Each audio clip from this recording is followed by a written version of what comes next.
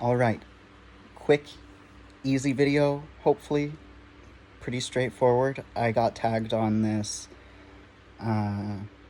book recommendation thing on Facebook, and it's about the top 3 books in these different categories, what you would recommend to basically all sorts of people interested in magic or witchcraft or the occult. So I've always kind of avoided making these kind of videos because I wish I could just have my own books to say what I want to say about it, but I'm only 24. I haven't had enough time to write those books. So this list will have to do for now. And this is strictly keeping to a very close view of what I do and what I'm a part of, because there are plenty of videos out there that will tell you other books for doing other things, but this is one of the only ones that comes from an Alexandrian initiate perspective. So the top 3 books for entering into the magical world / occult. So these would be like the very first steps. Number 1, Drawing Down the Moon by Margot Adler. This book describes the whole witchcraft, pagan, ancient belief revival. All of these different groups and historical lines. And she was involved in a lot of it, and very good speaker and representative for all of it. Number 2, Firechild by Maxine Sanders. Firechild is Maxine's autobiography, and it shows decades and decades of her life and experience in witchcraft covens and occult lodges, and her experience with the magical world. Number 3, The Black Arts by Richard Cavendish. And this is a good book that is not afraid to show like the grittier details of a lot of magic, and go into a lot of time periods and practices around the world, and gives you a good overall view of magic, particularly old magic. Top 3 personal favorites. There's this red retro book that I have called The Complete Book of Magic and Witchcraft. And it's expensive and there's not very many of them online, but I'm so glad that I found it because it's really cool. It has a lot of like superstition, like the folk beliefs of herbs and poisons and weird charms. Kind of, a lot of it is a lot of gross, but still cool. The Devil's Scourge is another favorite. Oh, I'm gonna need to get that one because I don't know who it was written by. Girolamo Menji. And this is a very detailed manual of what exorcists would do in like the 1400s, I think. Maybe before that. But that one's really interesting to me because I love the prayers. I love like Old English, I guess. Number 3 of my personal favorites, The Witch Cult in Western Europe by Margaret Murray.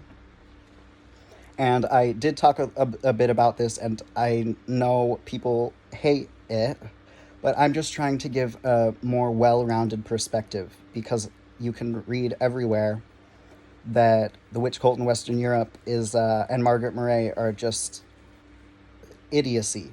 But it's not true, guys. It's not true. She was a very smart person, and she did see past a lot of the illusions that are still not being talked about in history classes. So, The Witch Cult in Western Europe by Margaret Murray. I think she observed some very true practices within historic witchcraft.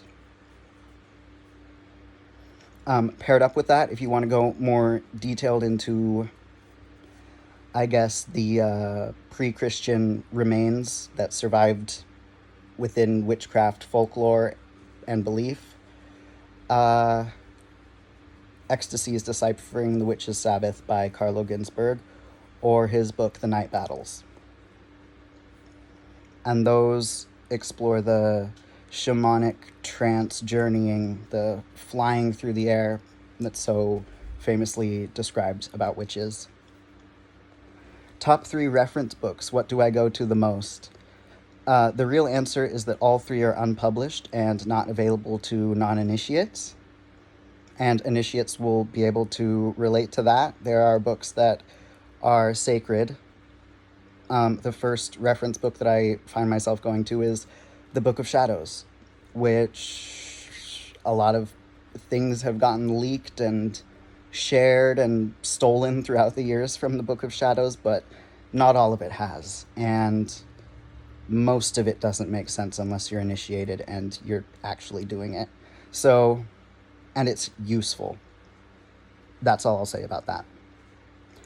Number 2 reference books I go to the most, Magic by Aleister Crowley. And I find myself going to that for his descriptions and the descriptions of ritual and spiritual processes and the words he uses to recommend gaining those spiritual insights and experiences. The Bornless Ritual is one of my favorite prayers/rituals. I look up to Aleister Crowley in many ways, and that scares some people. Sorry, guys, I'm not gonna do some horrible thing. I'm not gonna accidentally kill people by making them drink cat's blood. He was just a cool magician. He knew a lot. He experimented with a lot of things that were bad, but he changed history, and he was brilliant. So that's something you will have to reconcile, because I've reconciled it for myself. The Abramelin is the third one I find myself going to the most, because the Abramelin is the thing I found that most truly relates to how I perceive a lot of the holy states that I seek to bring about through my rituals. And it's hard to say more than that. But the Abramelin is just one way of describing the spiritual world. And yeah, I go to that a lot to screw my head on right, to see things clearly, to be completely grounded and realistic about things. It screws my head on right. And it talks so much about the responsibility of being a spiritual person who goes out in the world and interacts with the public in a way. The big responsibility that is, and that's the responsibility of any priest. But the Abramelin gives me a sense of security in that, and just kind of reminds me of my place here as someone constantly trying to be a holier person and do better magic. For someone who decides to begin practicing, so the person who has read the introductory books and they've decided, oh, I'm going to pursue this type of training or this line of something or this category of study, there's a lot of books for that. I couldn't even begin. But for someone who decides to begin practicing British traditional witchcraft, maybe someone who's possibly looking toward joining a coven in the future, or someone who sees, feels, and aligns with a lot of what British craft is saying, I would recommend these 3 books. And they're just, I had to boil it down to 3. And these are the ones that I think it will give the best picture of the type of practice you can expect to learn in the beginning stages of your witchcraft journey if you decide to get trained in it. So, What Witches Do by Stuart Fair, if you can get the first hardcover edition, because that has a little bit more content and quotes in it, you get that first hardcover gray edition with a pentagram on the front, and I'm not sure what the paper cover looks like. Second book for someone who decides to begin practicing witchcraft, Presidium, my book, of course. It's a really good book for understanding spiritual purification and protection. And it also is the first book I wrote on witchcraft, so I wanted my readers and students basically to be able to pick that up and it fill in a lot of the holes that most people probably have today about witchcraft. And it is a grimoire. It is exactly what I wanted to put into it, and nothing more, nothing less. Okay, third book for someone who decides to begin practicing or exploring witchcraft, Witchcraft Today by Gerald Gardner.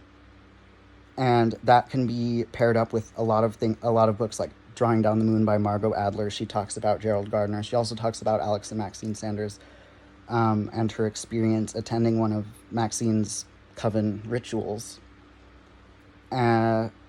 Witchcraft Today is a very important historical book because it was the first time someone came out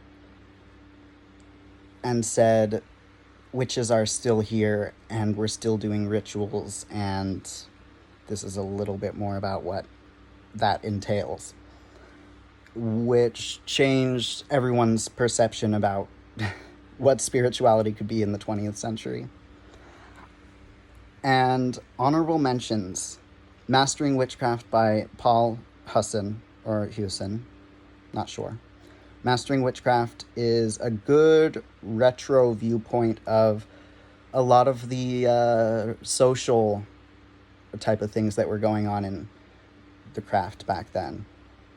And it is a book kind of full of a lot of drama, like a lot of cursing and love magic and things, but it gives you a good perspective. It's flavorful. That's a bit inspiring to me. And the other honorable mention, Grimoire of Lady Sheba. And I have an article about Lady Sheba on my blog, on my website, The Black Book. A bit controversial. And those are the most minimal suggestions for those categories in my recommended books. And I'm sad that I had to leave off so many, but I took this challenge seriously. I've been recently, so that's the end of the video. I want to say also that I've recently been listening to a lot of my content, which I've always avoided doing because I hate hearing my voice, but I'm just trying to get a better perspective of my style, my brand, what I've been trying to say the most, how I can say it better. And also been getting a lot of comments and messages about my videos and content, and that's all very helpful and useful for me because it is a process to create videos, and it doesn't just always flow for me. But I will be making another video soon. People are gonna hate this list, I already know.